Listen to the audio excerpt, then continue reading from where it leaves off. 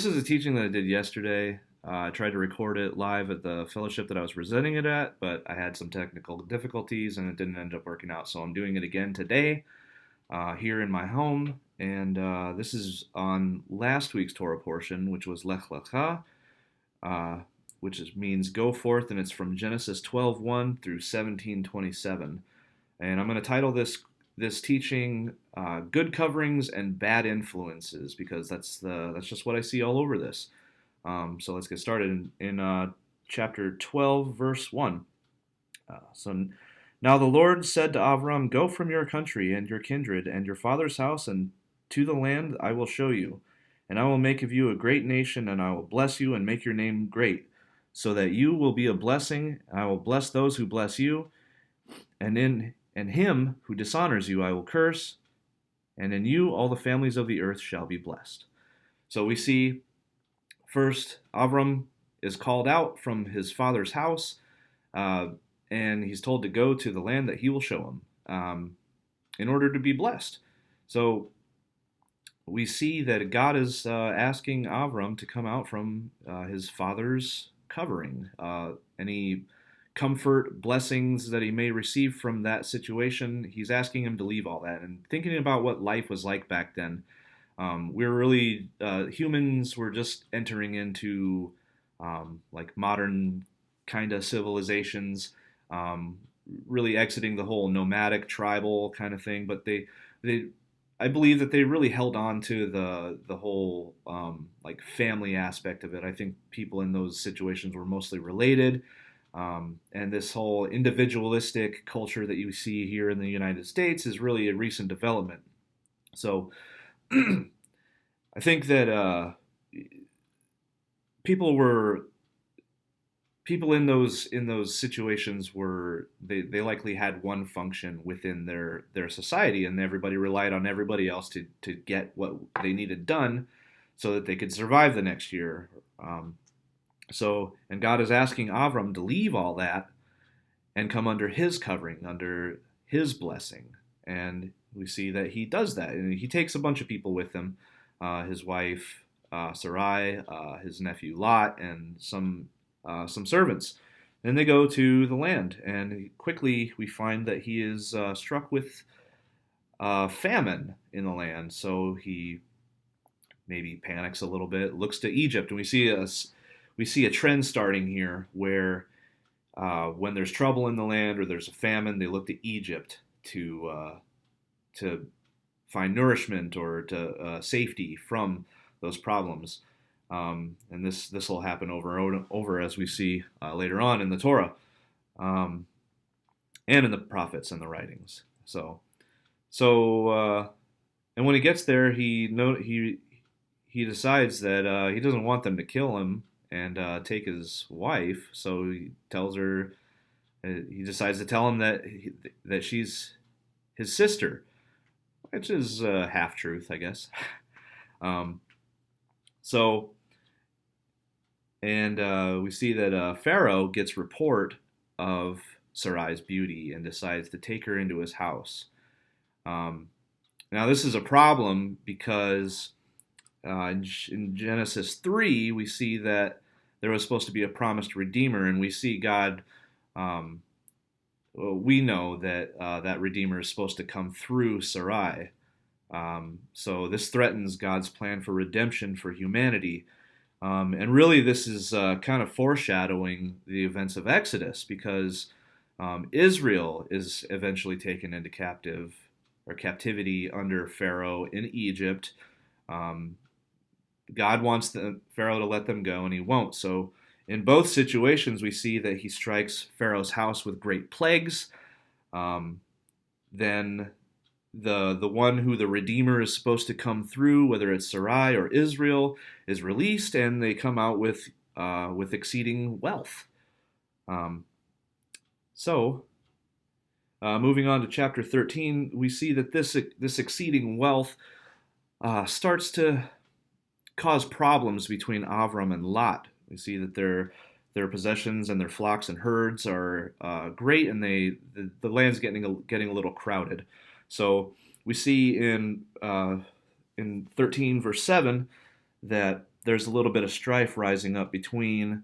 It says, and there was strife between the herdsmen of Avram's livestock and the herdsmen of Lot's livestock. At that time, the Canaanites and the Perizzites were dwelling in the land. So, and I think this has to do with Lot's greed, really. You think about it, he's probably out there saying, "That's my well, that's my pasture. Only my flocks are supposed to graze there. Only my camels and my cattle get to drink from that well." And we see that this is manifesting through his herdsmen and causing problems with Avram's herdsmen. And Avram really just handles it like a champ. We see in verse 8, he says, Then Avram said to Lot, "Let there be no strife between you and me, between your herdsmen and my herdsmen, for we are kinsmen." So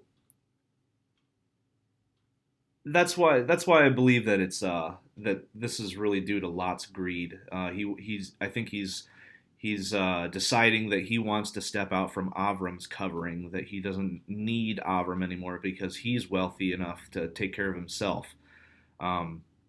When really all this time he's been living under Avram's covering, which he's covered by God, so that's the only reason why he has everything that he has. So we see that Lot's trying to leave. He's getting fed up with Avram. He doesn't need him anymore, and he decides to leave. And Avram says, "Okay, that's fine. We're family. We don't need to be fighting like this. You can go ahead and go. Do whatever you want because I'm taken care of. I'm under God's covering, so I don't need to rely on myself for whatever it is that I need. But you can go ahead and do that if you want." So he says, if you go to the right hand, I'll go to the left. You go to the left hand, I'll go to the right. So they do that, and Lot parts ways with him. And really, we see that later on, that Lot doesn't really do too well after this. And I think it would have gone a lot differently for him had he established his own trusting relationship in Yahweh. If he would have relied on the blessings that come from him instead of on himself. And we see that going into chapter 14, where there's a great war and there's all a bunch of kings and stuff, and what is it, 4 kings against 5, and I'm not really going to get into any of that stuff, but what I did want to touch on here was the aftermath of that, where after Avram goes in and saves Lot and takes all the spoils of war, and brings him back, and Melchizedek comes out in 14 verse 18, where he says, where it says, "And Melchizedek the king of Salem brought out bread and wine. He was the priest of God the Most High, and he blessed him and said, 'Blessed be Avram by God Most High, possessor of heaven and earth. And blessed be God Most High, who has delivered your enemies into your hand.' And Avram gave him 1/10 of everything." So here we see the priest of God, the king of Salem, Melchizedek. It's not his name, it's a title. It's 2 Hebrew words put together. It's a portmanteau.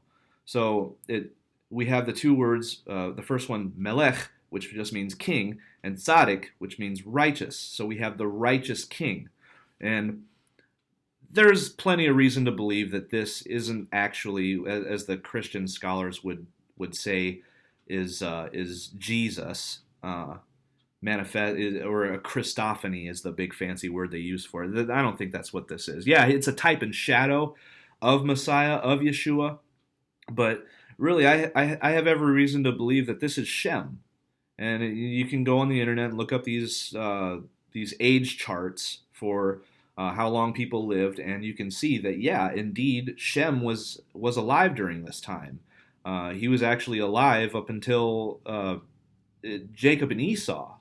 So I think this is Shem, and who I believe trained Avram, which is why Avram was willing to leave everything, because he knew who he was dealing with. He knew the God of the universe. He knew Yahweh. He already had a relationship with him. He didn't fully trust him, as we can see, but I think he already had that relationship with him, which is why he trusted him, sort of. So, and we see that Avram takes the spoils of the war and gives 10% of it, a tenth of it, to Melchizedek. And really, this is the first time that tithing is ever mentioned in the Bible. And it's not going to a Levite. This is generations before Levi. So we know later on in the Torah, when we're given the instructions, or when Moshe is given the instructions at Sinai, we see that the purpose of the tithe was supposed to go to God, and God would give it to the Levites to take care of them, because they didn't get an actual inheritance. Their inheritance was Yahweh himself. So, and the tithe was used to take care of them because they didn't have the land to grow their own crops. They really needed to be freed from the daily duties of the average people for the purpose of the temple service, where they would do the sacrifices and all that stuff. So that was their purpose, and we can see these types of. We know that the Melchizedek priesthood is still in place to this day, and we know that because Yeshua is our high priest in the high heavenly place. So, and I think that priesthood, while the Levites and the temple's not existing today, that hasn't been done away with. It's none of that's in place right now. Okay, we still have the Melchizedek priesthood, and we have the high priest in the temple in the heavenlies, and I believe that he still has all the. There are types of Melchizedek priests in the world, and I think we see that if we go to Exodus 19, where the covenant is given. This is really the terms of the covenant. It never changes after this, just the people change. We go to Exodus 19, verse 5 and 6, where it says, "Now therefore, if you will indeed obey my voice and keep my covenant, you shall be my treasured possession among all the peoples, for all the earth is mine, and you shall be to me a kingdom of priests and a holy nation. These are the words that you shall speak to the people of Israel."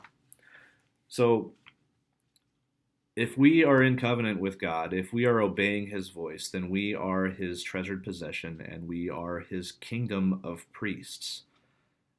That hasn't been fully realized, but I think that is still in place to this day through the Melchizedek priesthood. And we see this through teachers, leaders, people that are obviously anointed and appointed for the positions of leadership and teaching. And while the Levites' purpose was for the temple service, I believe that the Melchizedek priesthood was for the purpose of relaying instructions from God, whether it was spoken directly to the person like Moshe, or whether it's through his word, through instruction from his word, the Torah, the prophets, the writings, and even the apostolic writings in the New Testament. So, and I think that we're supposed to go out and find these people. I fully believe that we're supposed to be under these people, and I'll get into that a little bit more later. So, moving on to chapter 15, we see that God makes the covenant and promises a multitude of offspring through Abraham. And I'm not going to get into the covenant of the pieces in and of itself, because, well, really, I'm not smart enough to understand a lot of that stuff. Plus, there's no shortage of information about that on the internet. I mean, you can look up. There's hundreds of videos on this on YouTube. But what I did want to note here was that in 15:6, it says,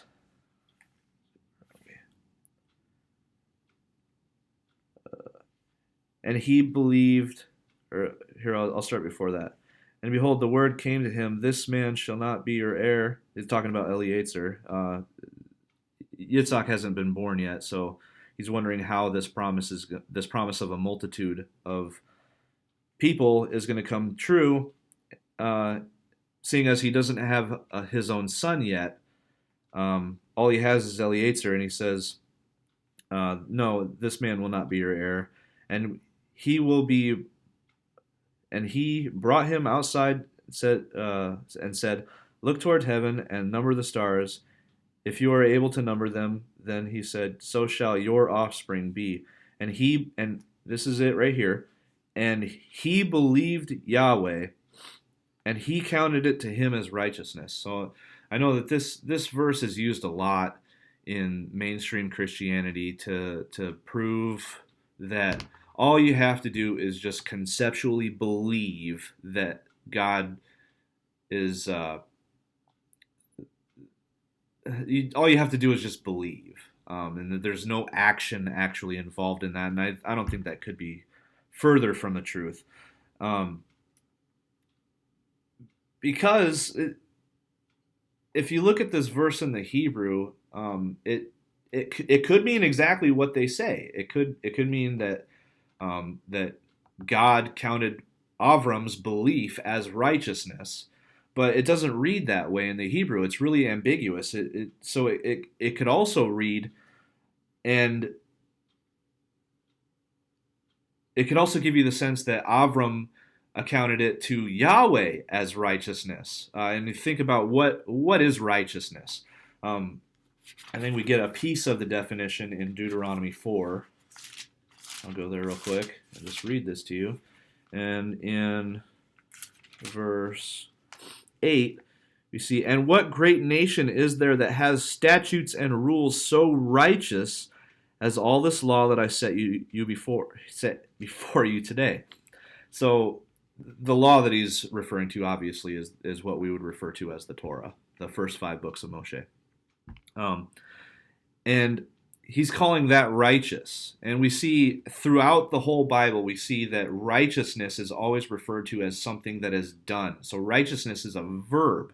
It's what we do. Okay? We also know that in James it says, show me your belief without your works, and I'll show you my belief by my works. So we know that works, righteous works, are a manifestation of our belief.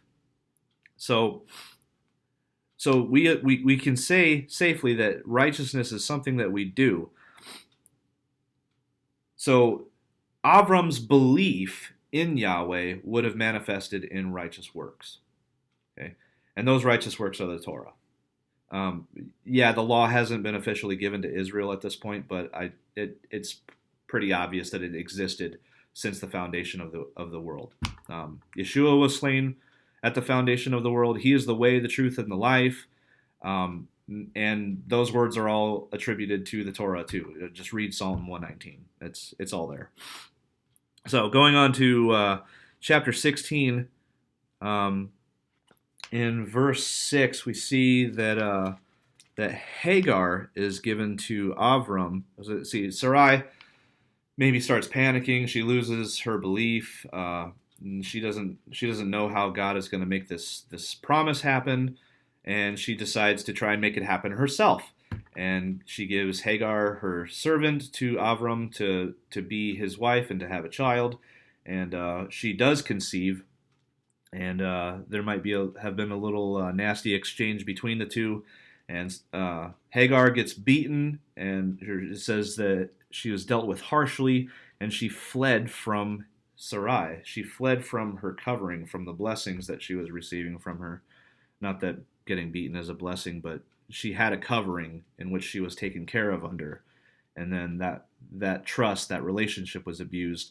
And then in verse 7, in 16:7, we see the angel of the Lord found her by a spring of water in the wilderness, on the spring on the way to Shur. So Hagar is an Egyptian woman. She came from Egypt. She likely spent most of her life there, and the only interaction that she has ever had with gods has been wood or stone, just little statues or whatever that just sit there. You pray to that. You give it some fancy attributes. You pray to it and say this one makes it rain. You pray to it and then just hope that it rains. Sometimes it did, sometimes it didn't. Depended on if the block of gold was having a good day or not. But here we see that she has her first interaction with the God of everything, with Yahweh. Well, it says the angel of Yahweh, but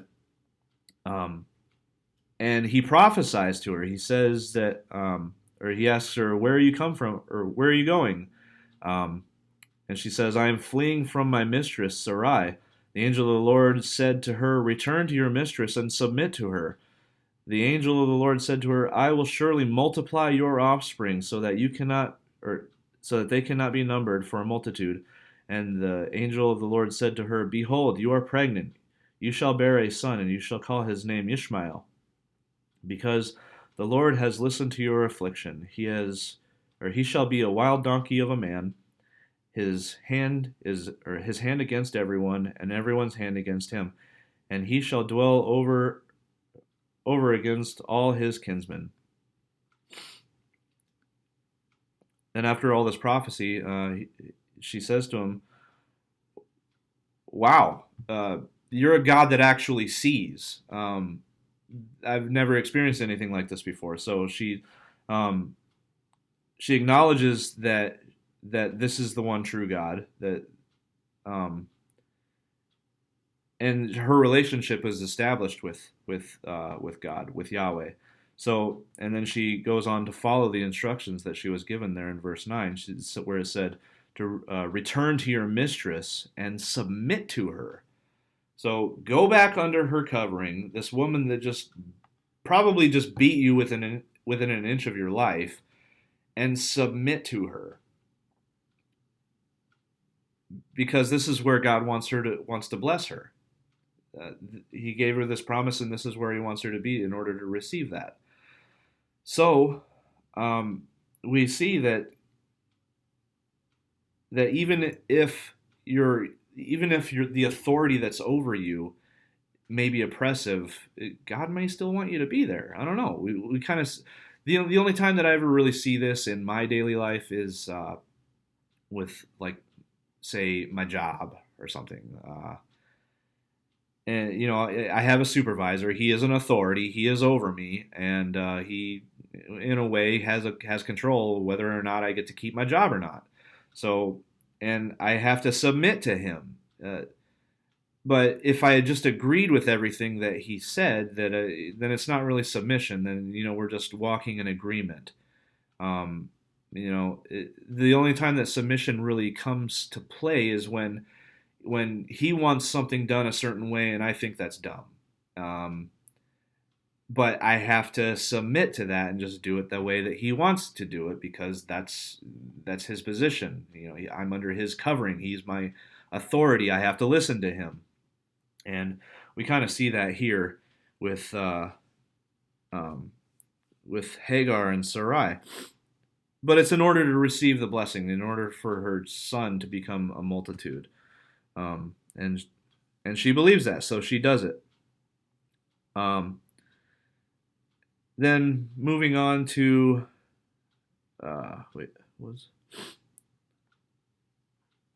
moving on to chapter 17. I'm not going to get into this really deeply, but we see that circumcision is the sign of being in covenant with Yahweh. There's no ambiguity about it. This was never done away with. What God says is right can never be wrong, and what he says is wrong can never be right. Here he said that circumcision of the flesh is a sign of the covenant. There's no undoing that. There's no new covenant. The only thing new about the new covenant is the people. Okay, the terms are always the same, because Yahweh doesn't change. Malachi 3:6, I change not. There's no getting around it. So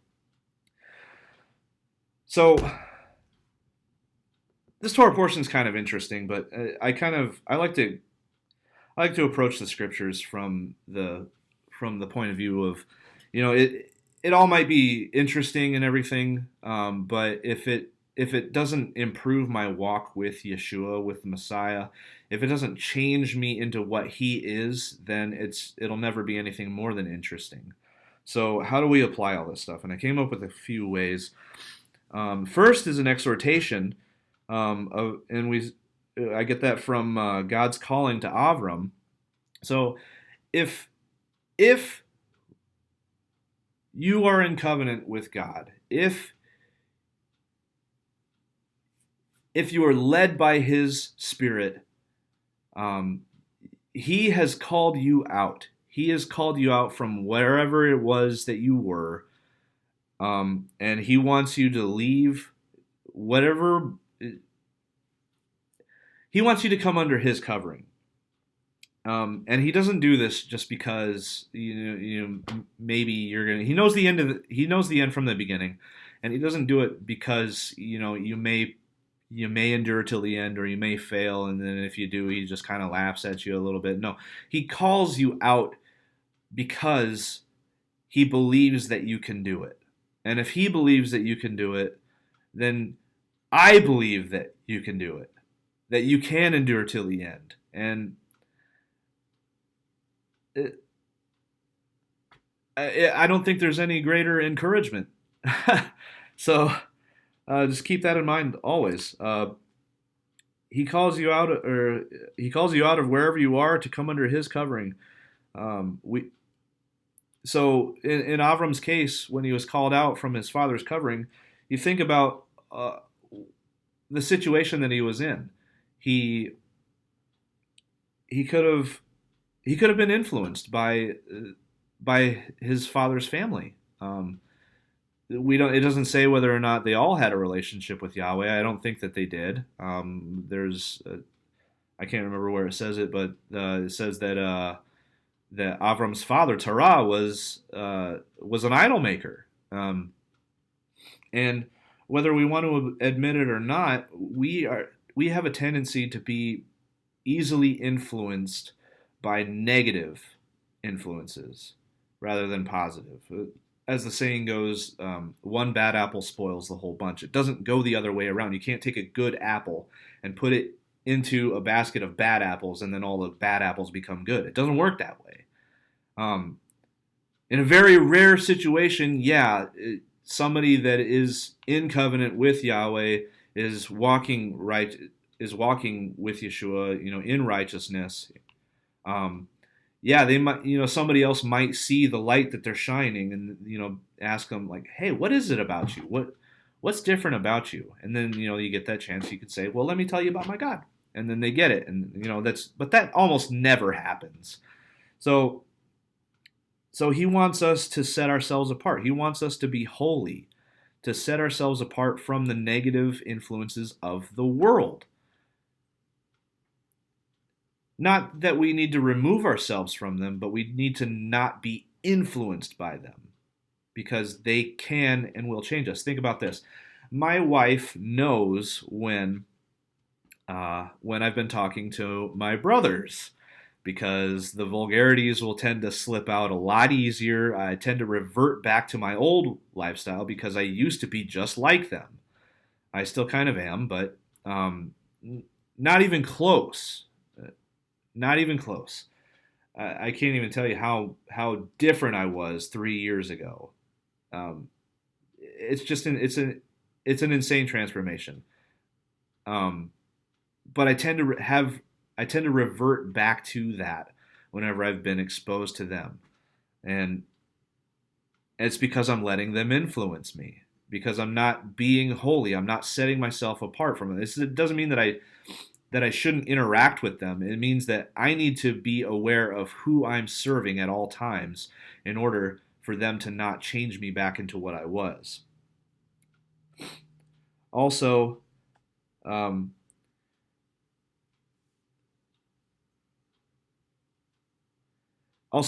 believe that we're supposed to have earthly anointed, appointed leaders.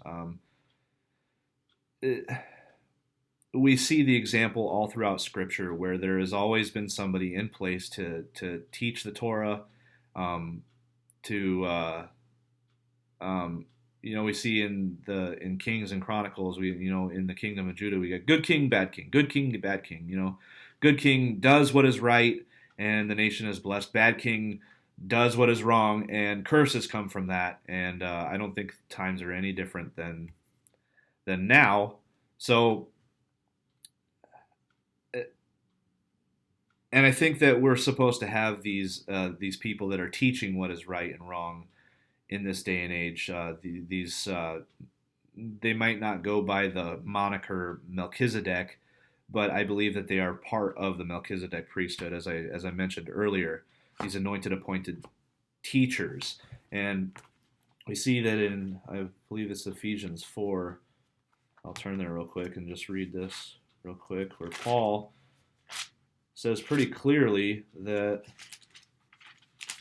these things are still supposed to be in place. Where it reads,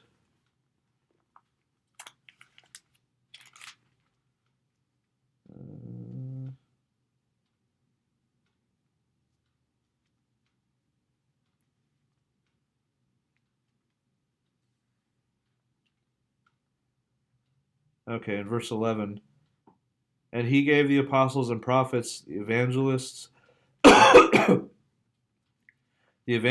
the shepherds, and teachers to equip the saints for the work of ministry, for building up the body of Christ, until we all attain the unity of the faith of the knowledge of the Son of God, to mature manhood, to the measure of the stature of the fullness of Christ, of Mashiach.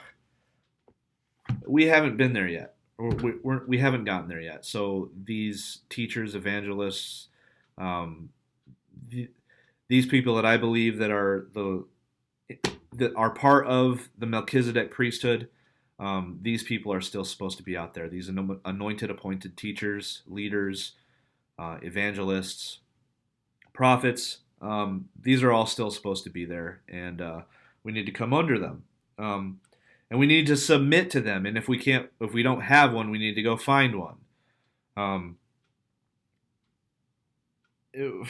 it's for the reason of because this is training, submitting to people that you don't agree with, even though you know that they're you might not agree with your leader at all times, but submitting to them is what builds character. So I think that we have to go through this because of the purpose of to put it into our hearts to keep His commandments, like Deuteronomy 8:2 says, to teach us the proper fear of Yahweh. That we see in Deuteronomy 10:12, and when we do this, I think that it develops that kingdom character that Yeshua exuded so perfectly, the servant. That serves the master, Yahweh.